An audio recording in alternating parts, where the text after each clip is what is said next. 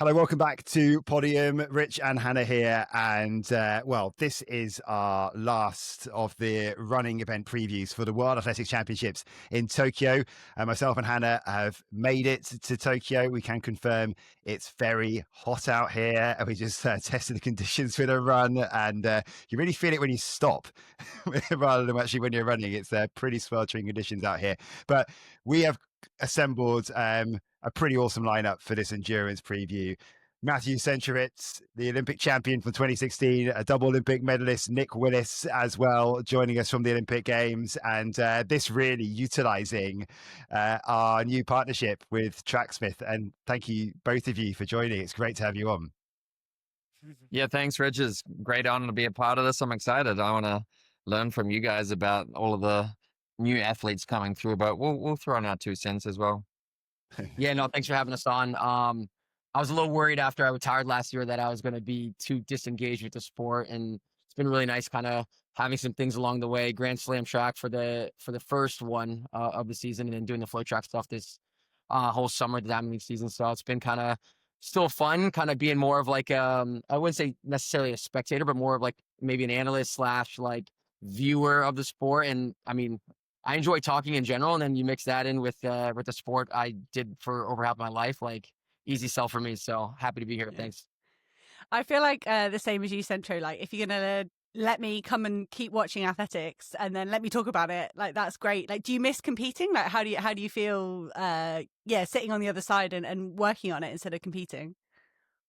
You know, I actually feel pretty good about like kind of like the time I decided to hang them up, and in this whole year, like watching obviously the amazing performances and the fast times, and kind of where specifically the men's 1500 is kind of gone.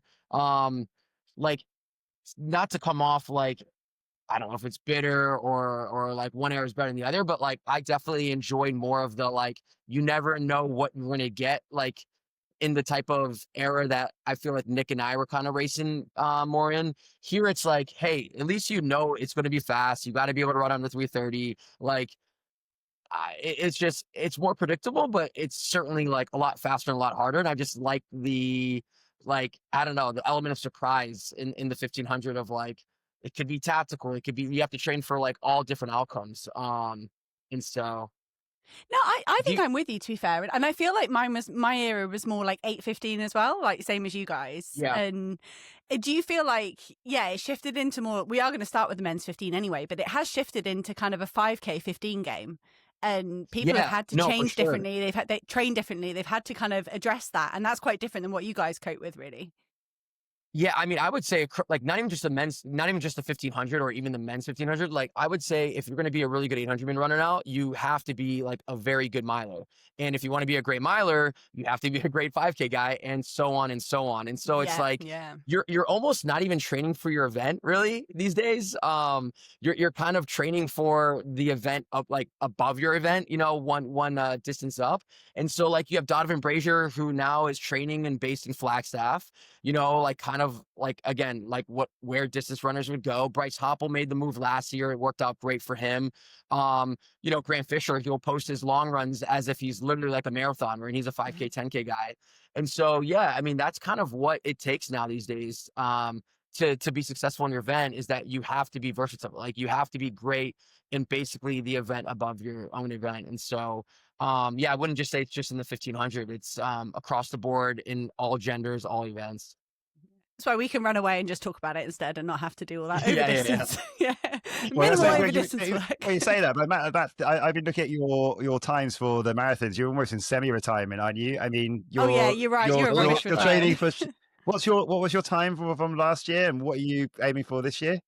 Yeah, it's funny because we always played this game like the last few years, like of my career with like the Bowerman Track Club, of like, who's going to get fat first, who's going to not run a step, who's still going to be running a lot. And like, I felt very confident that I was definitely going to be one of those guys that like never ran certainly a marathon distance. And fast forward a year later, and now I'm about to approach 2 marathons in like within a year. So I ran 2:24 last year. Super fun. That one was just because I was training with Kira D'Amato, who my dad actually coached in college.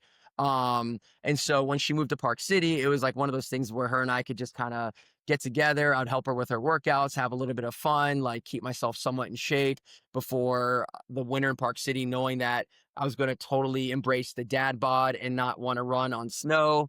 And so that was such a fun experience, not like the couple hours after the marathon, but like the days following it. I was like, you know what? Was it really that bad? And fast forward however many months, I moved to Chicago, and it just feels like there's no way I could live in this city and go for all the runs that I've been going for on here, like and not do the marathon. So I'm looking forward to getting back there. The goal this year is to run under 220. Then the second goal would be to break first goal is to run faster than I did last year. Second is under 220.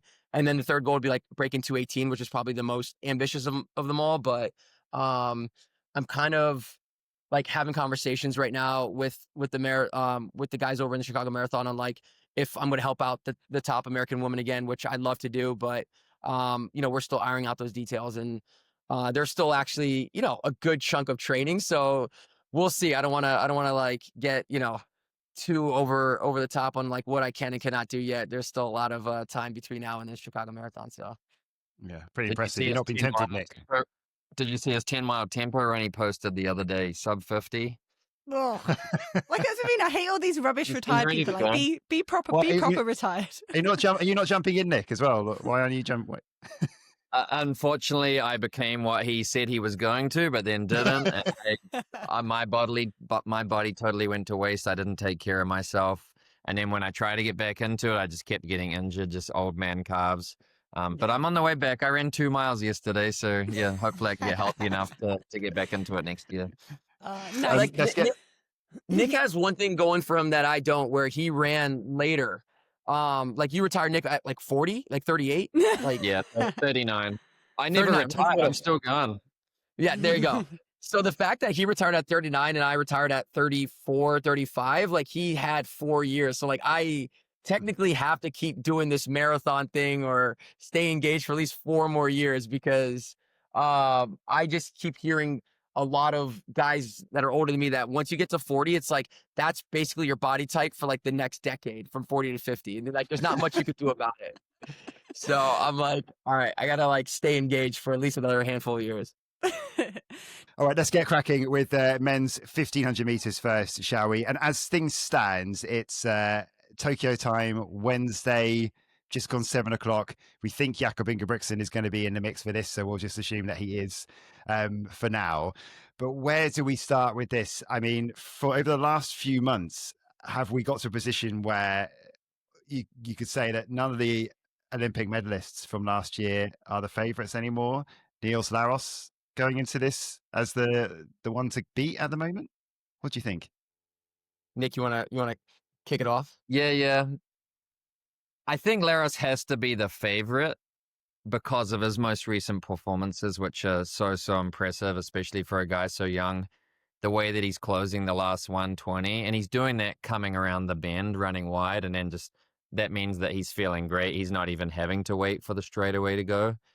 If he runs like that, he's going to be really, really tough to beat.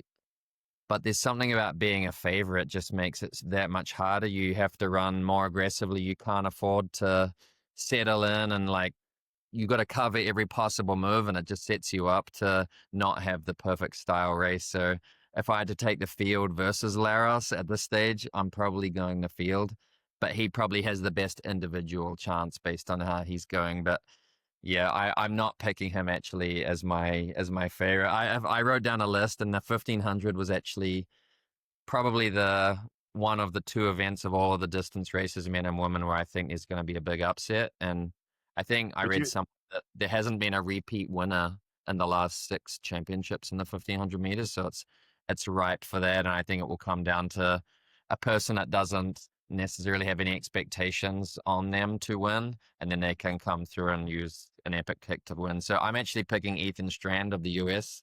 Such a rogue choice. Come on.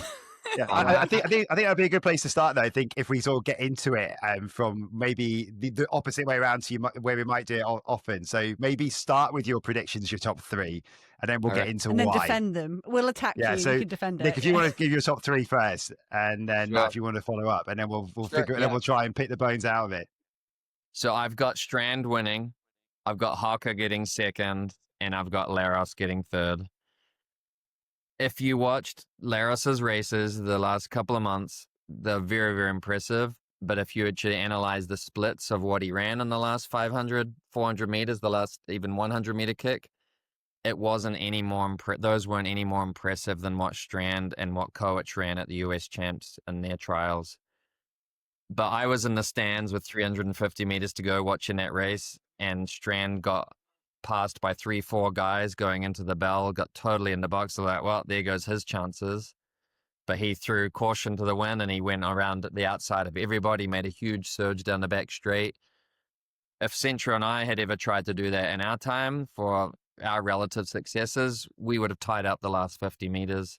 He made that move and he still accelerated and made a crazy last 100 meters, getting just passed by Koech, who had a much smoother ride the last 100 than him. So I think if he doesn't have that same era at the 400-meter mark, his performance was just as impressive, if not more, than what Laros has done so far. Harker, you can never count him out. He's always there or thereabouts. I think he's a great championship runner, and he's got proof of like peaking at the right time as well. I think he'll sneak through on the inside for second, and Laros probably will do too much early in the middle laps to cover the moves because there's that big expectation upon him, and all of the Netherlands is going to want him to win. That might actually put a bit of stress in him as well as he goes through this process. So that's why I think he'll probably fade the last 30 meters for the bronze, but he might be leading with 30 to go, and then those two will pass him at the end. Oof. And I can't like disagree with you. I mean, do you want Matt to go next with his predictions, Rich, before I lay into Nick? Yeah, go on. Yeah, why not? Go on, mate. You can trash them both at once. Well, I like how Hannah was like, all right, Matthew, it's fine, Central, with you having your American biases, and here goes Nick over here, like talking mostly about Americans over here. So there we go. I like it. I agree with Nick. Like, this is a really hard year to predict this event, whereas I felt way more confident certainly the last couple of years on who the top three were like up and away in my opinion. Actually I probably should say top four. And that being obviously two Americans, Cole, Naguse, and then Kerr and Ingebrigtsen. And so like those four could be interchangeable like any year, but now it's like, I don't know, I think I'm gonna have Cole for sure in the top three, top four, but like, I mean, we could see none of those four. Obviously Naguse is not even going to be here, but we can certainly see none of them in the top three, top four, which is like, like kind of, I don't know, like exciting times that like this event is like that deep right now that it's obviously like a hard thing to do. Like Nick said, that we haven't had a repeat champion in so many years. So I'm going to go with Laros as a silver medalist, and I'm going to have two Americans in there, and they're going to go 1-3. I just don't know. I think I might have to go Jonah Koech or Cole. This is a really weird prediction because I'm going to go either Jonah Koech or Cole Harker as one, but Ethan Strand is my third. So it's either Jonah Koech is not medaling or Cole Harker's not medaling, or the other one's winning, or like vice versa. So I feel better about Cole Harker after he won the 5K at USA's. Obviously his strength is like on par, and on top of that, like he beat Grant Fisher running 51 in that like very deep men's 5K. So like he's super, super strong. I saw he did a workout not too long ago where he like ran a 49 point in the middle of a workout, and he had talked about, I think in his YouTube video, that he hadn't come anywhere close to running that fast already this season, and that felt significantly quicker than I think like his like previous fastest quarter of the season, which was like, I don't know, like let's say 51, 52, maybe even 53. So, he's definitely you're saying he's done no speed work. Yeah. That's what you're saying. Exactly what I'm trying to say. He didn't touch the speed going into the US Championship. So, and we all know no one touches that till 10 days to go before major champs. And if they're smart, they wouldn't touch it at all. You know what I mean? Like exactly. Nobody touches it during the indoor season. Everyone runs their PRs then. Like, can we start to like wake up and be like, speed is overrated? Yeah, so those are my predictions. Either Jonah Koech or Cole Harker winning, and then I have Laros second. He's obviously very sharp, looks unbelievable. And then I really do like Ethan Strand. I actually had him in my top three at US Championships. He looked phenomenal. I think like coming from the collegiate season, that'd probably be like the one knock on him. But like, I think we've shown like for many years now that these collegiates can still, you're riding this hot wave, and like, he's got good momentum, and his teammates still running really, really well. He just got second at the 5th Ave mile. Parker Wolf. And so that bodes well for both of them, in my opinion. So that's my top 3. I think it's fair. And I think, collegiate, we know the collegiate system's a great breeding ground for tactical awareness and everything like that. So neither of you think Jakob Ingebrigtsen's just going to come out, do a Keely Hodgkinson and front run a 3:28 and that be enough for a medal? Because that's what I think might happen. Well, so this is what I would say. First of all, let me just start with this. Like, Jakob is actually like probably like my favorite runner watching. Like, I actually very much enjoy Jakob. Like, and this is not disrespect. It's more just like, I actually think he's probably going to win the 5, or like certainly get second. I mean, it's just the way he continues to like run these 5,000s at the global championships continue to like impress me. What I would say to what you just said is that he has been front running like 326 and 327s, and he hasn't won in the past. So what makes you think that like this year, when he hasn't raced since the indoor season, that he's going to be able to do that with all these guys who are like super, super sharp? Yeah, I think he'll run 328, but I think they'll pass him. That won't be enough. Yep. So I could see him doing what he tried to do in Paris and doing it right, and that being enough for a medal. I'm not sure he can win with no other races under his belt, but yeah, I think he doesn't smash that 3rd lap. He stays a little bit more conservative. And I think, and yeah, I was kind of, in the last few weeks, I was like, if he's not in this race, then the pressure's on Cole Hocker and Josh Kerr to push it before the bell. Like, they've got to get it moving when they're facing the likes of Laros and Strand, and something they've got to do something. But if he's in it, I think everyone waits for him to control it, and he might. But I also want your opinion on how important is Niels Laros's coach, Thomas Lewandowski. You both will have raced Marcin Lewandowski for years and years and years, and his tactical awareness, the Polish runner, was phenomenal. So I know what you're saying, Nick, that like there's all this pressure on Laros that he's not experienced before, but when he's got Lewandowski in his corner, like does that neutralize that a bit? I mean, I can't speak for Matthew, but I never liked getting too much advice from my coach on tactics, because then you're second guessing yourself. You just got to read the race as it plays out, and you got to play the hand that's given you. You just got to have a feel for it. I just think when you need to win, and like the expectation, if he doesn't win, it's a failure.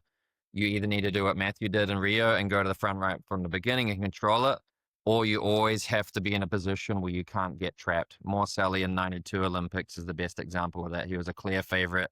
They boxed him the whole way. He never got out. Firmin Cacho got away. Laros will have to run extra distance in order to stay clear. He's shown that's what he's been doing in the Diamond Leagues. He'll chill out a little bit the first lap and slowly move his way forward. But that's going to force him to be a little bit wide. And I don't think he's that much better than the 3 Americans to afford to run extra distance than they can't do. No, and Hocker has shown he's comfortable running on the rail being boxed. He doesn't stress in those situations. And I think Strand will just run a conservative race just because he's young and relatively inexperienced. So he can afford to take a risk by staying conservative in this race. We've got to ask the question, because we haven't really talked about Josh Kerr at all in this, and talking about the champions and not be able to repeat. Well, we've not seen him do a 1,500 meters since mid-July. It's a London Diamond League meeting. I think he ran a pretty conservative 5,000 at the British Champs at the beginning of August, and since then we've just not seen him at all. Is that super smart into training? Is there maybe hiding an issue behind the scenes? What do we think? What's the hot take as to why we haven't seen much of Josh Kerr, and whether he can still be a contender when we get to the race? I don't think there's any hot take. I just think he puts all of his eggs in the basket of the championship and goes into training mode and getting ready for that. I used to prefer to take that same approach. I think Kerr is incredible. I still can't wrap my head around the performances of those 3 guys I've mentioned at the US Champs or at the last 2 Diamond Leagues for Laros. Like Hannah was saying, 328, that should be enough for a medal. But to run 330 low or 329 mid with a 12 low last 100, that's worth a 327, 326. To have that much gas left in the tank to be able to do that, that just says you're at another level. And I don't think Kerr's ever shown quite that ability in the last 100 meters off of that sort of pace to have that extra acceleration. If anything, I think he's more of a 3K guy, whereas they have the 3K ability, but they just have that extra zip that I've never seen before, except maybe Morcelli has been able to have that sort of turnover on that faster pace. Yeah, like what I would say, like, and this is like kind of an interesting thing that I've experienced, and Nick, you could probably, speak to this as well, is that like there's a huge advantage being naive and like being young. And I think like Kerr, even though he's still in his 20s and like kind of, young compared to like Nick and I towards the end of our career, is that like the problem is like you get to a point in your career where you've done insane workouts, you've had insane races, and it's really hard for your mental to go into global championships trying to convince yourself that you're better than the year before, even though you haven't put together the season that you put together, years prior. And what I would say to that is that here is Josh Kerr, who like broke the 2-mile world record indoors, obviously looked very impressive at pre-classic last year in 2024, and like came up short, like ran an unbelievable race, like probably would have won if like Cole Hocker couldn't get on, definitely would have won if Cole Hocker couldn't get on the inside, but at the end of the day, he got second. And I would just say the reason why I haven't mentioned Josh Kerr in the top 3 is only because I haven't seen anything this year that like gives me a feeling that he's in shape, or if not better than he was last year. And so more for his mental, like, again, I don't know what he's done for workouts, but how is he convincing himself that, hey, I've run 3:29 this season, but a handful of guys run quicker than me, handful of guys are sharper and maybe a little bit more naive on like what is needed to like win these medals. And I mean, I look back, I medaled in college, and the shit I was doing in college, like I shouldn't have been in the semifinal, let alone win a medal that year. And it's because I was just on a streak and winning, and I knew nothing more, nothing else. And I feel like Ethan Strand's kind of caught that a little bit right now, where like the guy like ran 3:40 international mile. He almost pulled off like an unbelievable upset against an incredible field in the 1500. So this guy is like right now, like probably one of the most confident guys in the world. And I would take that over any workout, any performance like someone's put together, like from a Josh Kerr, just because we've all been there where it's like, I'm taking momentum, I'm taking the hot hand right now over like a certain race or like what someone has accomplished in the past. Yeah, no, that's fair. I mean, he looked like he was building something into Grandstand track, didn't it? I mean, if you didn't know what he could have done at the LA meet, which was cancelled, but because he was really like he was getting into something there, but then everything's sort of, the schedule was all thrown off, I guess. I guess you can't count him out. Let's go for a British 1, 2, 3 from my end. No, not really. It's not really. 1, 2, 3, 4. We've got 4 of them. We've got 4 of them. We're going to get all 4 in the final. Of course, we've got Elliot Giles as well, haven't we? Because of the wild card. Yeah, you can't count out Kerr. You can't count out either of the coaches, the American or the Kenyan, and you can't count out Ingebrigtsen. That's why it's going to be such an amazing race. You can't count out Timothy Chariot. You never know. Timothy Chariot's on the up. Yeah, it's like I'm counting him out. I'm counting him out, but I won't count out Ingebrigtsen, and I won't count Kerr, and I definitely won't count on Cole Hocker, even though we've mentioned those are those guys I won't count out for sure. Okay, that's good. What would be most? What would be comes in and says like, this is getting, we got too nice. We've decided to get too nice. Draw a line. Guys, we can't count out. All right. I'm drawing it there. Tim Chariot, great runner. He's had an unbelievable comeback season, but I'm counting him out. I can't wait to replay this when he picks up a silver.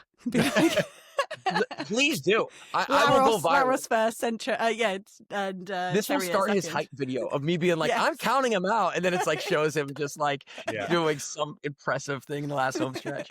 But the other guy who could win it, let's say Ingebrigtsen's injury and not having raced all year, it gives him permission to say, I'm not going to push the pace the first 800, and I'll be forgiven if I end up losing because it's a slower race.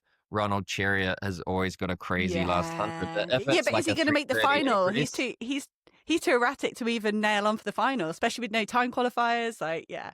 I'm just saying, if it's one of those slower races and it comes down to a bedlam in the last 100, he sneaks through. He could win. Anyone could.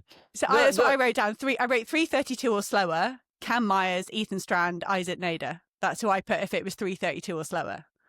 I know you guys think Ethan Strand is going to. Yeah. No. Okay. If it's 3:32 or slower, it might be an American sweep then. Because listen, like 3:32 now is like the 3:38 of 10 years ago. And like 332 means that every single person is obviously in the race and they're out to lane 4. And the most experienced people like running in these big packs like this are the Americans. You know what I mean? Like, I don't know if I could actually say that with Jonah Koech yet, but like, I would say Cole Hawker, like, no one's more comfortable being in a box, being on the rail, holding his composure since freaking Nick Willis. And then second, like, you got Ethan Strand, who's literally like fresh out of the collegiate system. So like, I still would put those two over guys that like you guys are listing with better kicks because like, I mean, Koech has an unbelievable last 100 as well. Like, could rival like Reynolds Chariots. So I don't know, but that's my take.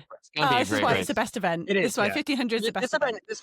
This race is going to be easily like one of the best, like of the whole championships, no doubt. Yeah. So if the men's is completely unpredictable, we move over to the women's 15, and you can. It's a case where you can just pretty much put the gold medal around the neck of Faith Kipyegon already, going for a fourth title. A little bit more unpredictable. Maybe we'll be predicting that maybe behind her, but she just can't be beaten over this distance, can she? Surely. Is Gudif Sagai not running the 1500? Is that what I read? She's doing the 5, 10. 5 and 10, yeah. That when she went for the mile world record going out in 60 in front of the rabbits, she could have got it that day if she had run even. Yeah. So there was a situation if Kipyegon didn't get it right and she pushed it herself, Sagai may have been able to pass her on if she tied up. But if she's not in the race, it's Kipyegon's. Yeah. No. Pretty straightforward, Matthew, do you think? No Georgia Bell either. You know, she's opted for just the 800. Which you know, we were interviewing her on the Flow Track Athletes Lounge. And after her race, where she like, you know, confirmed to us that she was going to just do the 8. And I said this, like, I don't remember the last time you have a reigning Olympic medalist the next year, like, opt for a different event. You know what I mean? Like, that's like, that just shows you like, one, like how great her 800 meter racing has been going. And two, like just the confidence that she has, like, you know, to be like, hey, like I'm a reigning, you know, bronze medalist in an event that I'm choosing to go. Not just, I feel like you see people move up more than like the succeeding years, but like to come down, like that's unique. It shows that she's obviously a versatile like athlete, and I can only imagine the confidence that she has training with Keely, you know, which she also shouted out on the at the Athletes Lounge that she doesn't do as much training, I think, as one would think, you know, as their training partners, but they certainly help each other out. Keely with the shorter stuff, and Georgia with Georgia Bell with the longer stuff. So that's going to be, that's going to be a phenomenal race. And sorry, going back to the women's 1500, it's going to be a great race because I definitely think there are a slew of women that can just get in that second, third, fourth, like from 2 to like 6.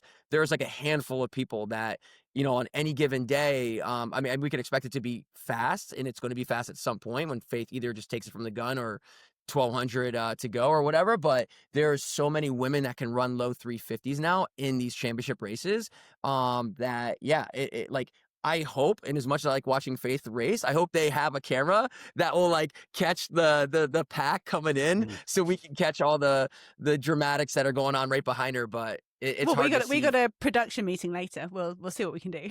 But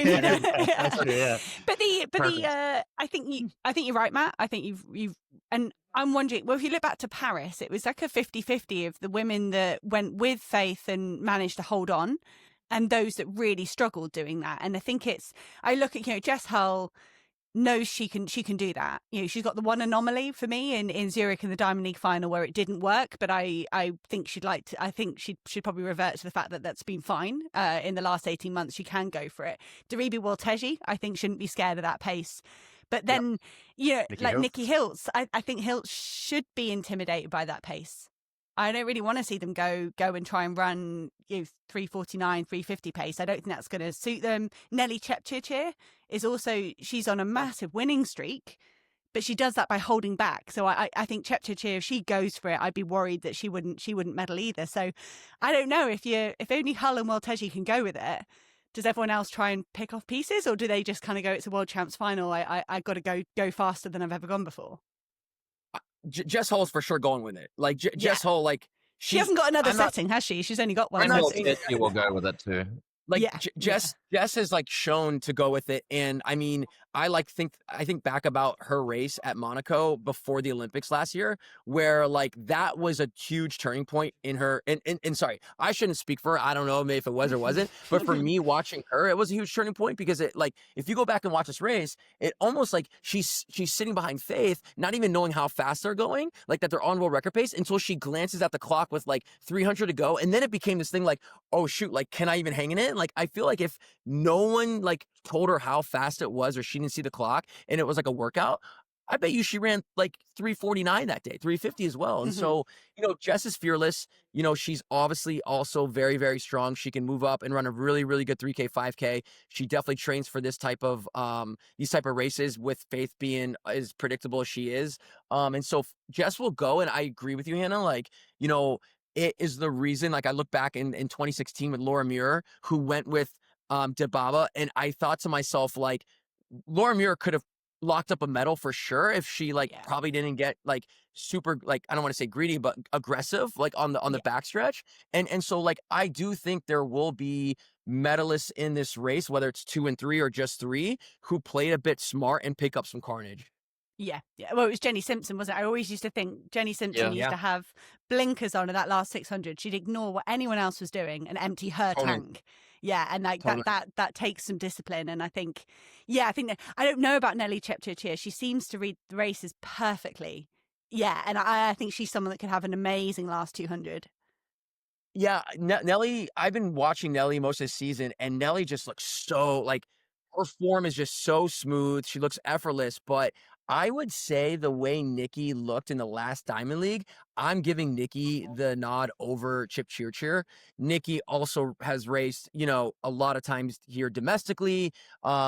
Nikki's win at USA's super impressive. I mean, they've put together like a very good like string of like wins now at US championships. And I think Nikki's probably said this, I think, at some interview, so I'm not putting like words in their mouth, but like, this year, the focus has not been on trying to make it to the global championships. It's actually doing something there. Mm-hmm. So I think Nikki has more of the mindset, like, not that they looked past US championships, but definitely more of like, I want to win a medal this year than just showing up. So I certainly would not be surprised if Nikki snaps a 3rd place, whether they go with the pace and just sits on Jess or picks up some carnage. I think they're ready for whatever type of race. No, and if Hilt's the 7th in Paris, you have to think that it's possible to look up to a medal. Laura Muir was 5th in Paris, and like only one serious 1500 meters under her belt in Brussels. She finished like that. Her instructions from Steve Cramer, coach, were to go run conservatively, and the last 300 she was just like, phew, I can do this. And I think Laura Muir could get into the top 5 again. And yeah, I don't know. I would love, personally, as a Brit, as an ex-teammate, I'm just rooting for Laura Muir to find a bit of that like 353, 354 shape. Yeah, I mean, she's a doctor. Like, I mean, how can you not root for her? Like, also just putting like a separate career on top of this. I mean, like, this race to me, like watching the women's 15 all season, like you have Sarah Healy, you have Lyndon Hall. Like Lyndon Hall, like front ran a PR like not too long ago. And so you have a lot of women in that 355, 356, 357 range that like, yeah, like it's going to be a great race in my opinion for 3rd. I think right now, like Jess and Walteji as well too. I just don't know in terms of Walteji like being able to like hold on better than she's Jess. actually not raced. She's actually not raced for a while. She's not raced since pre. Yeah. And that's, you start to think there's got to be something up if you've done nothing since pre. So that race for 3rd is going to be like fantastic. And even put like Jess Hull in that race for 3rd. Like, like for whatever reason, maybe like Faith makes such a move that Jess is like in no man's land, or someone latches on Jess. So there's just a good crop of women like after the favorites that we just talked about here for medals that are all going to be in it, like, and have exhibited some point like in the season that like, yeah, they could be a medalist from like one Diamond League or some other race, so. Yeah. Let's move on to the 800 meters because we've already been talking about it already in the women's 8, because we mentioned about how Georgia Hunter-Bell has moved down to the 800. She's been wrestling the idea about whether she was going to double for quite a while now. I think we've spoken to her sort of 3 or 4 times in that time, and every single time, plus all the other interviews, it seems like she was in a completely different headspace. And she's admitted since literally she was waking up one morning to the next with a completely different idea what she was going to do. But she's settled on the 800 meters. In terms of Keely Hodgkinson, though, the way she's come back from injury, super impressive. Goes into this as the favourite, no doubt now, right? Is the only problem, issue, potential stumbling block, any of those, that she has to negotiate the rounds, and that is putting load onto her body that she's not had to do for a while now. Would that be the only thing that could potentially stop her from winning the gold, or can someone else beat her outright? Someone like an Audrey Vero or Georgia Hunter-Bell, for example? I think if you just watch her Paris race, she was so dominant in the London Diamond League prior to, but the Paris race, there was a little edge off of it because the pressure of the final, you don't have a rabbit in the race. Like, do you go out and take get to the front at the beginning and then settle in and then re-kick again? It's hard to have multiple paces in an 800-meter race. I'd love to see her run moderate for the first 300 and then just take off with 500 to go and just go as fast as she can to the end. Hezekiah Sepeng tried that in 99. I think she'll be fine so long she stays out of trouble, but the risk is if she tries to run a controlled race, then she could get tripped up or someone could swamp her at the bell and then she could get in trouble that way. And you never know if Daguma runs in it, she might sprint at the front and slow it down. There could be some issues with packing, so she's just got to stay out of trouble. I don't think there'll be any issues with running rounds though. Yeah, I mean, she's what, like a tenth away from her personal best, like off of the hiatus that she took. Like, I couldn't imagine like the best like setup for her going into a world championship that's so late in the season than being hurt all year. And like, I mean, she's only in my eyes at least, like has probably only gotten better since that 154. And that 154 is like, we're talking like almost a second and a half better than the next woman. So like, it's just really hard to see a world we live in where she doesn't win. And I just, like when she came out and ran that 154, I think it was like, just let everyone know, okay, like, you know, she never went away. She never left. Like whatever had gone on, like one injury after another, whatever, like she clearly did her homework of cross training and stayed mentally engaged. And she's got to be, I mean, she might PR, like she might run a PB in the 3rd round and, you know, she just caps an unbelievable short, but very impressive year that way. But it really just depends on, I guess, when she wants it to get it going and whatnot. But yeah, I mean, I think, you know, Georgia Bell, like this is kind of a cool thing for her. Like, you know, she's obviously very strong. The 3 rounds are going to suit her really, really well. If I'm Georgia Bell, honestly, the first round is probably the most nerve-wracking for me. But I think good news though for like 800-meter runners is that the first round is like very, very easy qualification. It's like top 5, top 6 sometimes. I mean, like in some heats, like you might have everyone go through, like depending on how fast it is. And so that will be great for her. And then the semis, when things really get like from easy to cutthroat where it's top 2. And so she will benefit coming back the next day. And then the time she gets to the final, I think Georgia Bell can not only like snap a medal, but I could see her certainly like getting second. I don't see why she just doesn't get right on Keely's shoulder and like see if she can run another PB. I don't know if I want to like have that wild of a take and say that she could upset Keely, but I have them 2 going 1-2. It like, you know, it just seems like an epic finish to an impressive season at both of them. Training partners, they seem like really good friends. Like it just seems like too much of a fairy tale ending to not happen, you know. So no, I think we all might have thought that Georgia could get past Keely until Keely raced. You know, when we didn't know what shape Keely was in, we were like, wow, you know, what an upset that would be. But and I don't know, for Georgia Hunter-Bell, I don't know if you want to be behind Audrey Vero. I think both of them have such a strong last 80. If I was Georgia Hunter-Bell, I'd rather be on the shoulder of Audrey Vero than wonder where she is. But yeah, I don't know if that's necessary. I don't know if that's throwing away the silver if you start thinking about you racing rather be someone else. On her shoulder versus like Keely's shoulder.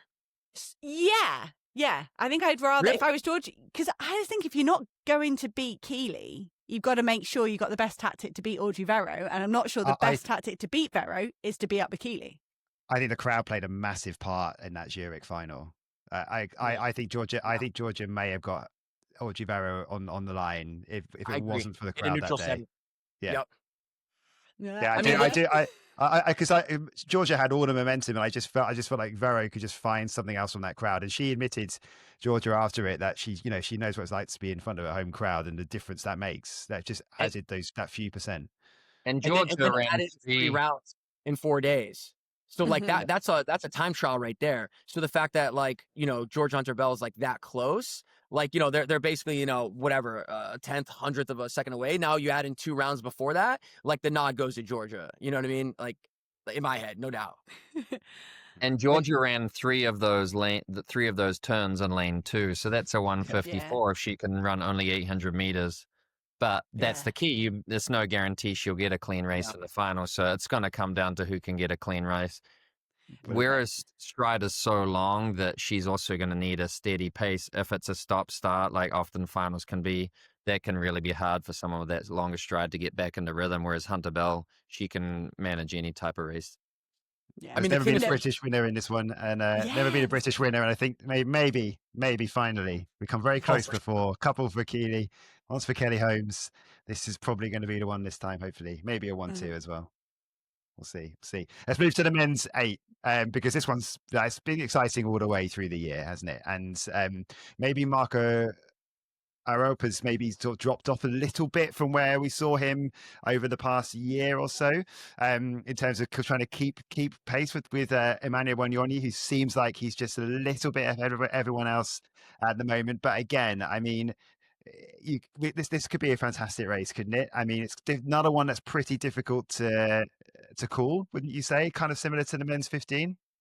Yeah, but Arop, if you remember before Paris, I think Monaco was only 2.5 weeks before. He was 2 seconds behind those guys. When they ran 141, he was 143. It looked like, okay, he doesn't have what it takes to beat those guys, and he almost took them out in the final. So I think he's really good at peaking. I still do have Wanyonyi winning, with Brazier a very close second and Arop coming from the back to get third. That's my pick for the 3. But I do think Arop will be very, very close still. Yeah, Arop's also just come off of we talked to him, didn't we? Hannah, only 3 or 4 weeks ago. So he's been putting in a big chunk at altitude as well, which he's never done before. So he's kind of coming off of the back of that. Well, this is when we'll actually see the results of that. Mm-hmm. What do you think, Matthew? Arope was training in Park City. He told me like last fall, and I must have missed him when I was still living there. But like you said earlier, you're seeing all these 800-meter runners now going to altitude, and when are we going to find 400-meter hurdlers going to altitude, and then sprinters, I mean, obviously we know they get an advantage of doing that, but I think I might have to agree with Nick in terms of like that just seems like the most like logical and sensible like top 3. When Yoni's like looked incredible all year. Funny enough, like his loss came from a guy who, is unfortunately not going to even be there. Josh Hoey, who looked unbelievable beating him in that one Diamond League. But, Wanyonyi's been impressive like all year. He kicked off the year down in Jamaica, beating the whole 1500 meter podium in a 1500 while taunting them. You know what I mean? And so for me, it just seems like if Wanyonyi wants it and he's got a challenge in front of him, he always just rises to it. Donovan Brazier, how can you not root for this guy? Even if you're not American, like the guy's still like, first of all, he's a very humble, very nice, kind, like just, great all around guy to begin with. But if you actually know his story and like know like what he's gone through, it's just like so impressive that not only like, did he return to the track and make the final at USA's, but the fact that he went on to win was like mind boggling and like, just seeing his emotion. So like, I obviously am rooting for him. I also think. Do you know he's the championship record holder as well from Doha? That's the championship record. Yeah. Right, it's former American record. Yeah. And like kind of like Keely, like I think with the later start, he's only gonna get better this season, and so already running 142, like that's obviously fast enough. And he showed he can run 3 rounds, which the US championships, like, was not, an easy way. It's good preparation. Like there was no really like dilly dallying, like in the rounds for him. Like there were like 3 really good rounds. And so I think he gets up there, maybe nabs a bronze. But yeah, I like a rope. Dude, he's an absolute beast. Such a strong runner. He's a front runner. He's a gamer as well. I definitely ruled him out. I'm sorry, man. I really like him, so I'm admitting that I ruled him out last year on the podium, and I can't do that again this year. So I definitely see him coming away with some hardware, probably in the second position. Do you see Brazier, or both of you guys, do you see Brazier as sort of a hang back ever so slightly and come through? You know, if you've got Wanyonyi and a rope and I'm trying to think who else would get Max Bergen that's going to go super hard in that first lap. Does Brazier get involved with that, or does he let them do it and then come through? He comes from the 400. I mean, Brazier, the problem with Brazier can actually get out there and be engaged early on. Whereas that, and that's honestly the main reason why I don't have Cooper, Mr. 16-year-old in there, is these guys, they might go through in 48 high, 49 flat. And it's, the thing is, not that he didn't get away with it. He definitely, it wasn't that he didn't get away with it. Sorry, in the U.S. Championships, is that that's the only reason why I thought Cooper didn't win U.S. Championships, is because it was such a hot pace and he had to come from so far behind. And he might run the fastest lap. He might run the fastest lap at the World Championships this year. Cooper will, and that will leave him in 4th and 5th or 6th still, right? It doesn't necessarily mean he's going to medal. I just think that, the experience with these guys and, he's just a couple years away from being able to do it. And there's no knock on that. That's my take and my prediction. But yeah, I think Brazier is one of those guys that if it's 49 point, he's going to be right there, with it. He's got the speed to do it. He doesn't know the difference between 49.2 and 49.9. Random and funny stories that he was hurt one of the years that, in the last couple of years, he was hurt going to the World Championships, I think in Eugene, and Pete Julian was like, you're not going to race it. He had a pass because he won in Doha. So he didn't run USAs or whatever. He ran it and got didn't run well or whatever. And he was like, you're not going to run the World Championships if you can't pass this test. And it was a 500. And he was like, you got to be able to go through in 50, I think 50 or 51 and then keep it rolling. He went through in 46 high. Whoa. And it's and of course he ended up running the World Championships that year. But my point is this is a guy who probably didn't know the difference between 46 high and 49. You know what I mean? It's just he's just that naturally gifted. He comes from the 400. Like I said, he was splitting 44s in college. He's going to be in it. All I'm trying to say. He's going to be in the front. I agree. And Nick, I think another person I'd like to get your take on, you raced a lot of the Spanish guys when Spanish endurance running was very, very good sort of throughout your career, and they are having a renaissance. And Mohamed Attawi is super talented. He was 5th in Paris. Do you think, has he got to do something correct tactically? What he's got the fast times, he's got the leg speed, but he doesn't always get the positioning right, does he? Well, he's who I think is the equivalent of Ronald Chariot in the 1500. If it's a slower race, Attawi probably has the best last 50 if it's that style of race. So the key person for Attawi's best chance of winning is if Max Bergen can get in front of Wanyonyi in the first 200. If someone can actually stop Wanyonyi from controlling the race in the front, I think Bergen's probably the only person that's brave enough to get to the front, and it might come down to lane draws. I think Bergen was lane 1 in Paris, so it was hard for him to be able to cut over someone as you make the break. But if Bergen can get a favorable lane draw, box Wanyonyi in, and then that really opens up for the last 150. Wanyonyi might have to try and force to do something down the back straight, and that's when I think Attawi's best chance is to do a call hocker on the inside at the end. But he has a really good last 50, so that's probably his best shot. You know, one thing that might be a bummer that we could definitely see in the men's 8 is that the semifinal just gets a really bad heat where there's a lot of favorites in there, and there isn't a guy that makes it where some small cues get through. So it'll be interesting to see what the final ends up shaking out. Just hearing Nick talk about lane draws and whatnot. But yeah, I think Max could definitely get a medal as well. But Sajati, after again how good he looked last year and didn't come away with a win, just makes me think that I haven't seen anything this year to make me think that he's in better form last year. And yeah. Yeah, but McLuffy never showed much during the year and then showed up for Algeria, so maybe Sajati would do the same thing. I love all the connotations of that comment, and I'm what do you mean? Good insight, Nick. We had a McLuffy sandwich. Just talking about a fellow countryman, that's all. We're going to go onto the 5K and the 10K in just a moment. We'll sort of lump those together because a lot of the time we're talking about doubling up. Just very quickly on the steeple. So in the men's event, Soufiane El-Bakkali, it goes into this as probably the favourite. We've seen some good performances recently from the German Frederick Rupert, who won the Diamond League final. That was amazing.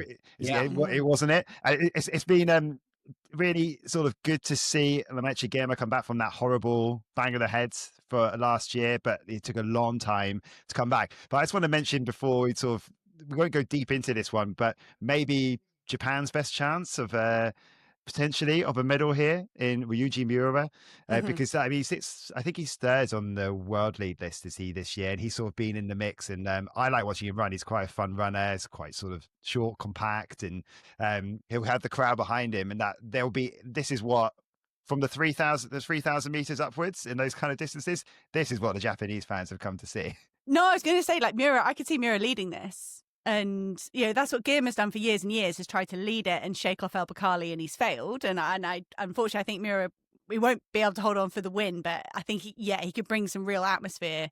And I think he'll want to lead and make it well under 8:10, and that could suit him. The Japanese love leading races. They love it. Like especially in like these distance races like 10K. And so I totally can see that as well. I also think like one thing that we've seen all year long in the Diamond Leagues is like all the athletes that race in front of their home crowd get this boost. Like, I mean, you saw it in the men's 15 in Paris. You saw it in Switzerland with all the Swiss athletes as well. Like, we're just talking about the women's 800. And so the reason for that is not only is the crowd behind you, but you kind of circled that meet all season long.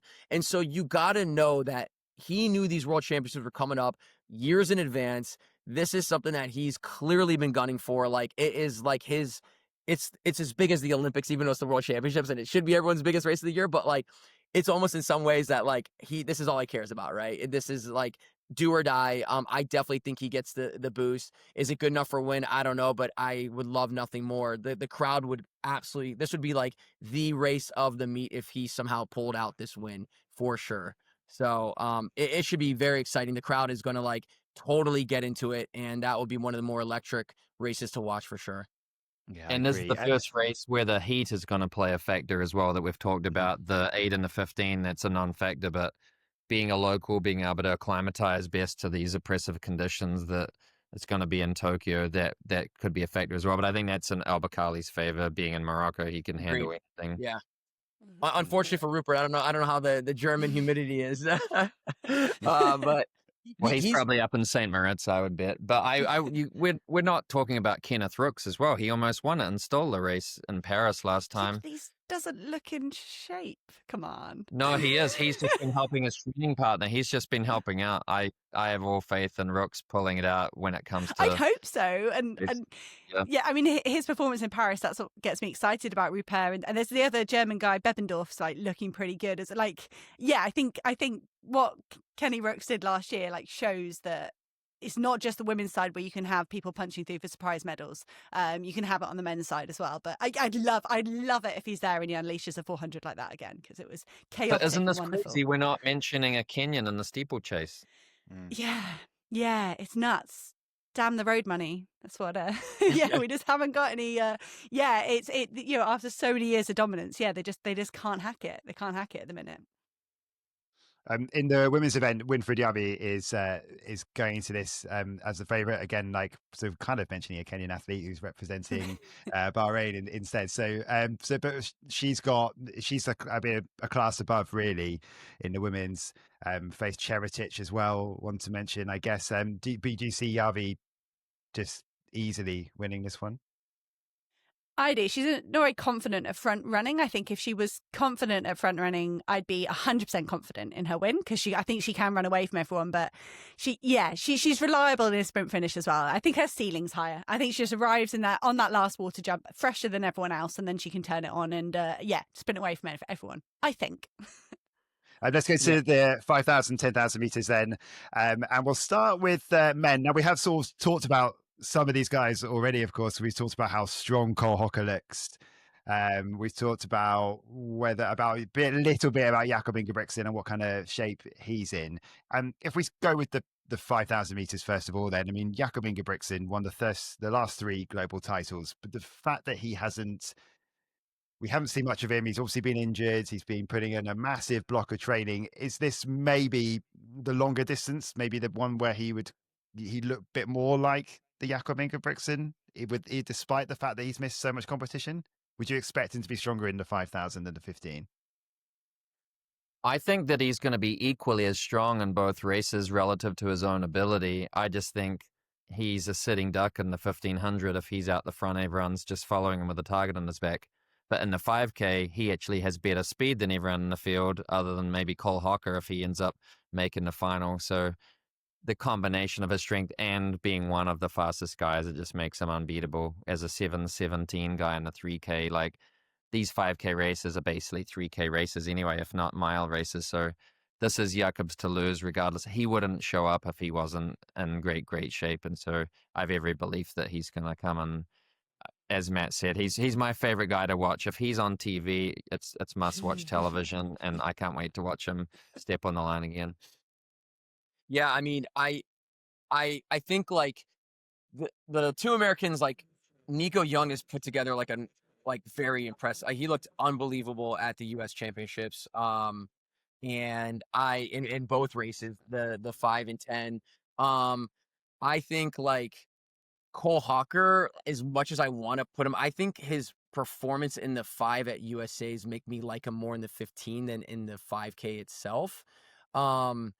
I just think until Cole can run a 12:45, and I'm not saying he can't, it's just until like he actually runs one, I'd probably feel a little bit more confident in his ability in this event. But this is the first time he's made, I think, a 5,000 like at a global championship, right? Like I could be wrong, but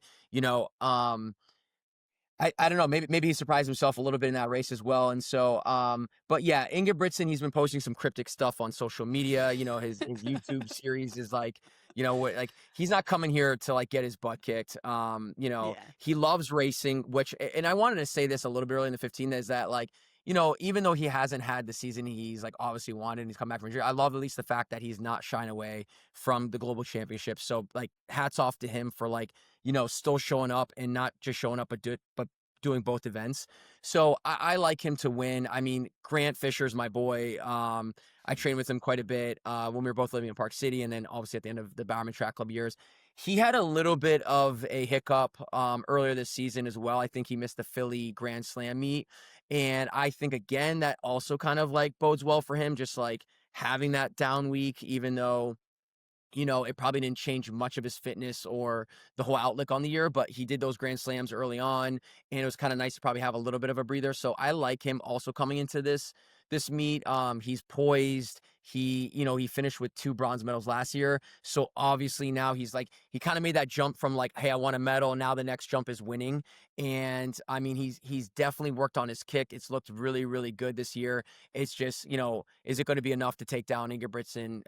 Even like guys like Nico Young, there's a lot of really good kickers in this race. So what I would love to see, but I don't think it will happen because they never successfully did it against Farah, is if the Ethiopians use cycling tactics, send Kajalcho or Aragawe gradually out in front and have their train follow him for half a lap, and then just ever so slightly drift off until there's a 30-40 yard gap.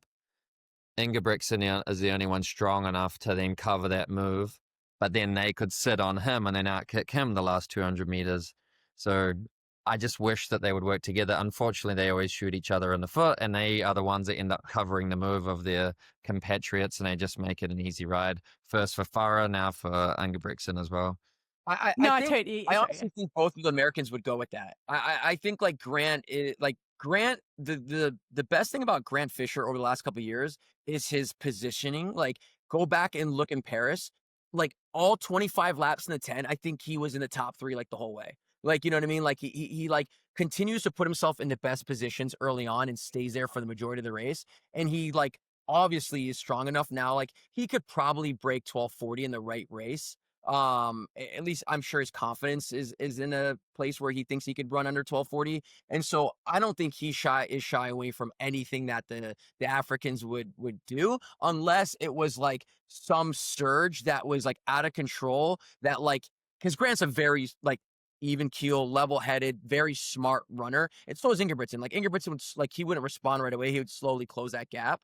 But if Grant could just get on like Jakob's shoulder, if like in a move like that, that would be the best case scenario for Grant. But I don't think any of those guys are really going to like shy away. And Nico Young too. Like these guys are not shying away from anything really, really like world record pace. They're going with it, in my opinion. Like, but you could use that against them though. The first one could be a bluff, and as they come back, then the second one goes, and then they can't cover every move.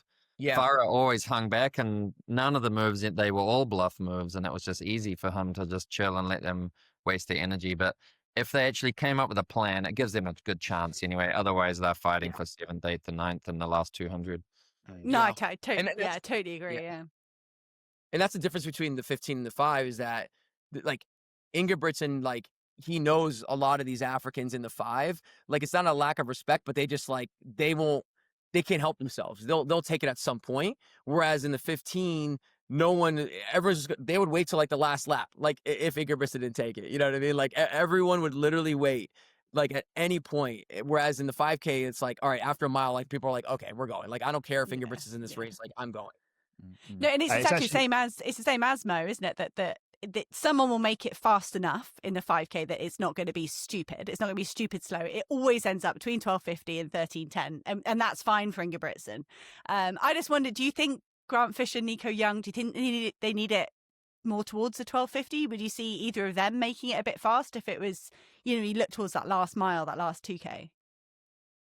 Nico would make it more fast than Grant. I don't think Grant would ever like really touch the pace. I think Grant should, like, Grant does a really nice job winding it up, and he could run low 350. I mean, Grant Fisher ran a 3:48 mile this year. You know what I mean? Like, and I was gonna say, like, speaking of milers, like moving up, like George Mills, like I wish like his hand, or he broke his wrist. I wish he didn't have surgery. Like, it seemed like it really just kind of threw him off a little bit his game. He was rolling this year, and that would have been a really exciting race, like European record in the 5K, which is like insane to like say out loud, because obviously he's been predominantly a 15-mile guy. But if he was healthy all year long and had that momentum still going, I feel like that kind of just took the wind out of him, and that's the only reason why I haven't really mentioned him in the top 3. But I could see Grant taking the lead. I just don't know if I would see him taking it before Ingebrigtsen did, But yeah. I guess that's what we'll be looking out for. yeah, for sure. I mean, let's move up to the 10 then quickly as well, the 10,000 meters. Binyam Mahari is the guy at the top of the world lead, but he's actually not competing in the 10,000 meters. He's only been picked for the 5,000 meters. So he won't be in this. How do you see this one going? Is this where are you tipping the Americans here to have a successful race? This is first, isn't it? The men's 10K is first. So this is the first time. Going 1, 2, and I think I've got Nico going first solely because I think Fisher will be the first to make a move, maybe 3-4 laps out. It's whoever goes first, the other one will sit on and out, kick them at the end. But I think they're the best in the world at the moment, the 10K, since Ingebrigtsen's not running. And I've got Aragawi in third. Mm-hmm. Who's your top 3? I got Nico, Grant Fisher, and then Aragawi. Interesting. I don't know. I kind of like the Americans more in the 5 than the 10. As a whole, I don't know why. Like, and it's really funny because Nico's become this guy that like you're like has no kick, and then now he's got this thing that like this kick looks like he's gassed with 400 to go, and he just keeps fighting his way, and he keeps fighting his way, and he keeps digging in. I don't know, like the thing that concerns me, that what I don't like, not to say that they can't, and obviously they've already run a really they just put together a lot more 5,000 meter races, and I haven't seen these guys, like usually they go to the 10, right? And then they run like their 26:40 whatever, or like 26:30 in the past. And I don't know, and it shouldn't concern me, but that's like something that, again, like it's hard for me. Like I like data. Like I want some races to like reassure me that like they can run 26:40 even though they've run 12:45, and 12:44. It's just, I don't know, like like in my head too, it's like Nico's kick got so good. It's like, did he sacrifice some strength for that? You know what I mean? Like, it's like I'm playing these like these things in my head. I don't know. Like I think Grant is gonna. I think Grant probably has a better shot at winning this 10 than the 5. So I'd put Grant for sure as a lock in the top 3, even though he got second at USA's. Arigawi, like obviously, like he's a top 3 guy. Like I wouldn't count him out. I just have not seen enough of like the other top 10K guys this year. Just been watching a lot more 5,000 meter like races, obviously. And a lot of times like those guys do show up in that Cali race, and you get a chance to see some of the more domestic and other guys who've been training in Flagstaff kind of have a good crack at the 10. But I haven't really seen much this year to like voice anything more than what I just said. Let's finish then with the women's events, the women's 5,000 and 10,000. And how much of a chance do we think there's going to be here for a Beatrice Chebet double? Zero chance. Oh, for a double. I thought zero. Yeah. Double. No, I thought how many chances almost would beat him? No. I was like, what? 100% double. Yep. Yeah. 100%. 100%. No doubts. There's no questions. Good after Sagai. And no, I think Sagai will try and lead it out, and then she's capable of anything, isn't she's capable of anything, isn't he? Though, Sagai, is it just apart from even pacing? She's capable of anything apart. From yeah. What I mean is, if somehow she can make something stick, that's the only thing that can stop Chebet from winning the gold. No.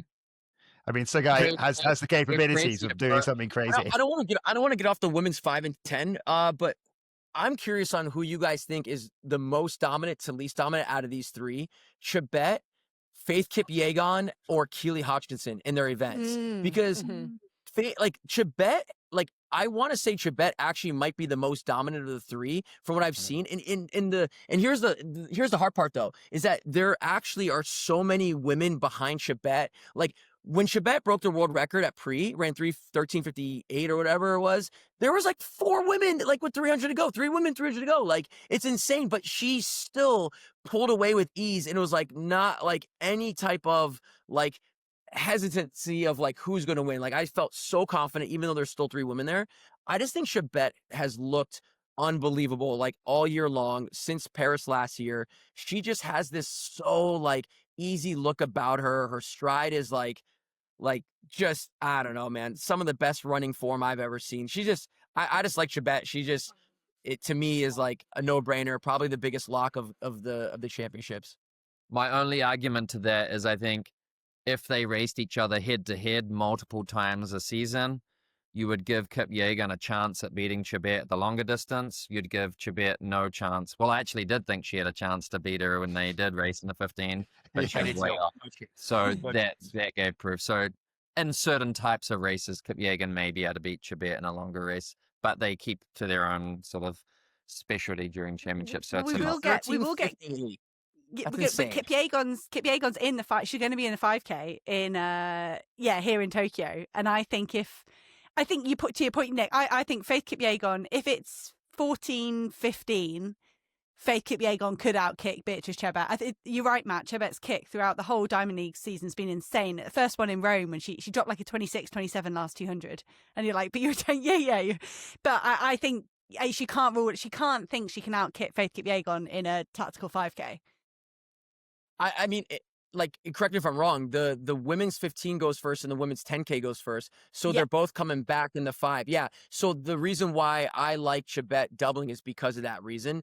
I actually think if the women's 5 went first, then I would be, I don't know if I'd be inclined to change my pick. I think that definitely makes things a bit spicier. I think like three rounds of the 15, not that Faith Kipyegon doesn't have any like problem like running a 3:49 and recovering from that. I just think that like it suits Chebet more having a 10K under her belt and Faith having 3:15s going into the 5 versus them both being fresh. But isn't it crazy that a 10K takes less out of your legs though? Well, I think a 10K takes less out of your legs for Chebet. I don't know if I would say that for like the other women. I think Chebet is just maybe Faith makes them tactical races, so she only has to run a 4:02 to win to save it for the Chebet showdown. That would be. I don't think Faith knows how to make anything. No, she doesn't know how to make that'd anything. Be fun, though. I would love it. I mean, you're talking to guys who ran 350. Of course, we would love that. But like, tactical for Faith Kipyegon is 352. Like, it's not even 402. Yeah. Yeah. Love to see Nozomi Tanaka just try and sneak a bronze here. Oh yeah. So wait, you guys think 14:15 is like the time in the women's 5 where Faith actually could win or would win? I think that's my cutoff, which is still obviously not tactical. It's still super quick. Yeah. But I think, if it drifts to 14:15, then I think Segai panics and does something too quick, doesn't judge her effort right. Chebet covers it. Kipyegon picks up the pieces. But only if it's 14:30 for that to happen. Yeah. Okay. But this isn't going to happen. It's not going to be. It's not going to be. I don't think Chebet will let it go that slow. On Segai, I don't think they'll let it go that slow. What did she run, Nick, in the 15?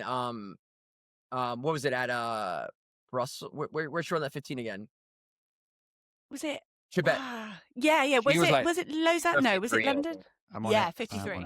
He's on it. No, it was 353. I'm not sure where it was. It was 353. Yeah, no, it was in Silesia. I thought it was slower than that. Beatrice Chebet won in the 15. Yeah. 354. That's in Poland. Yeah, in Silesia. Wait, that's when. But what place was she? Sorry. Second. She was second behind Segai. That's when Segai went out. Yeah, well, you could be describing any of Segai's races. Went out super fast. She ran 350. Yeah, Segai that day. You know what's crazy is that like these women, Faith and Chebet, could break 4 at the end of their 1500, like the last mile that they could run this 5K. Like no doubt about it. Yeah.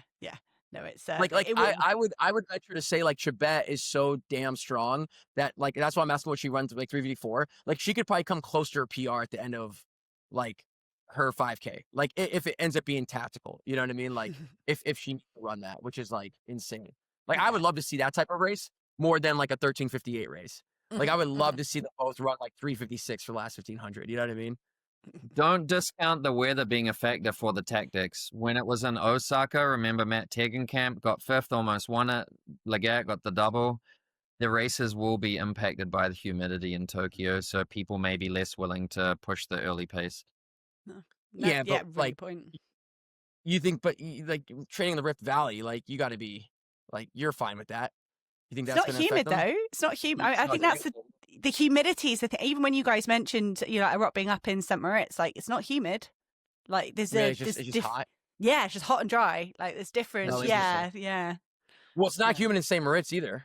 I mean, exactly. Kievan is a little bit more humid. Saying, when the world champs were last in Japan and Osaka, it was like 90% humidity. And I remember the men's races at least, but the 5K was over 13:20 pace. And it just kept everyone in the race. There wasn't the temptation to push it early just because the temperatures were too challenging. Yeah, that's a good There's point. a chance that it stays moderate for the first 7-8 laps until it that's it.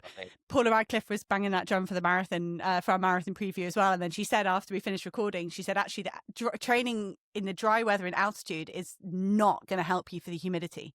Is a totally different thing you're asking your body to get. You guys know that, when you're training somewhere dry, it's totally different things your body's doing.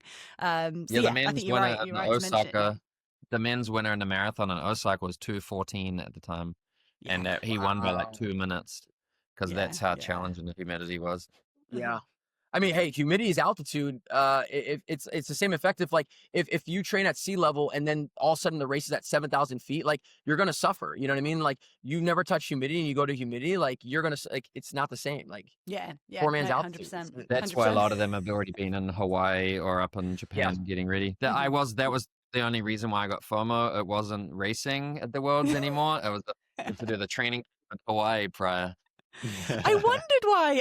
That makes so much sense. I was wondering why people went to Hawaii because that road mile's not on right now, is it? I was like, why are they all in Hawaii? And then nice and humid. Actually, Matthew and I, we were part of the crew that were the first to do that before the Tokyo Olympics. Actually, trendsetters in so many ways, you guys. Always, Hannah. We're trendsetters for Smith right now. All right. Yeah. Everyone's gonna be wearing it soon. We're just listen. We set trends wherever we go, and this is Yeah. It's just another one of them. Hang out on the inside of lane 1 wearing track Smith at high humidity, trying to copy Nick and Matt. I'll be on the outside of lane 1. Nick will be on the inside, but I'll be more on the outside. That's a good place to leave it. And it's been fantastic to have you to give us your thoughts ahead of the World Championships. And we're just so happy to have linked up with you guys at Tracksmith as well. And we're looking forward to some incredible racing. So Matthew Centrowitz, you guys got us excited, man. I mean, like going through, like talking about these races and like, and we got a chance to after the last Diamond League to see like who actually like qualified and who got in. There was a lot of like still like people were on the fence on if they're doubling and running one race or what. And so I definitely I feel like after having this conversation with you guys, it was good for me because after with flow track and whatnot, there's still a lot of question marks, and now like everything's ironed out. It's good to kind of get everyone else's predictions, and there's some things I learned in this whole conversation on who's doubling. There's some things I didn't know, so I appreciate the intel here in this conversation because now I feel a little more informative going in. Good, but that's also given us a boost that we know that we've started to do our prep right as commentators ready for this event. So that's given us a confidence boost as well. So Matthew Centrowitz and Nick Willis, thank you so much for coming on today. We have one more preview to come. It's the throws, and that will be released tomorrow. And then we'll give our thoughts, myself, Hannah, and Katie, just about what we've made of Tokyo as well. So that will drop on Friday. But for now, thanks for listening, and we'll see you next time.